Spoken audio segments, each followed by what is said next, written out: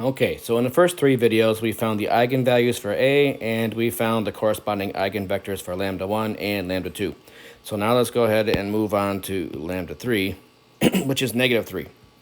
So first thing to do again is to take here A, which is negative 3, 0, 2, 6, 3, negative 12, 2, 2, negative 6, and subtract negative 3 off of the main diagonal.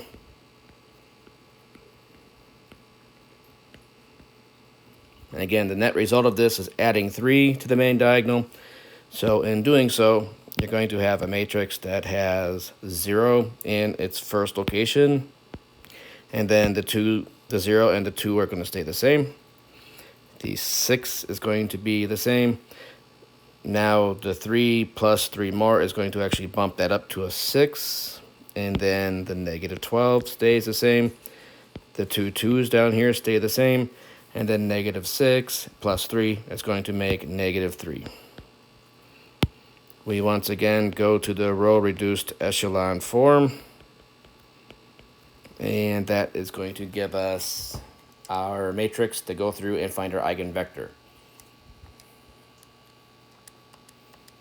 All right, so we got a 0 and a 0 and a 2, a 6 and a 6 and a negative 12, 2 and 2 and negative 3. Hit second quit, second RREF. And this time around we get a very simple matrix. We have 1, 1, 0, 0, 0, 1. And again, that very important row of zeros. And now if we multiply this times the V1, V2, V3, and we set this equal to our vector of zeros, we now have the relationship that 1 times V1 plus 1 times V2 plus 0 V3 equals 0. That says that V1 is equal to negative V2. In the second row, we see that 0 V1 plus 0 V2 plus 1 times V3 is equal to 0. That forces our V3 this time to be equal to 0. And it says nothing about V2. It's free. So now we put this back into vector form. We've got a negative V2, a V2, and a 0.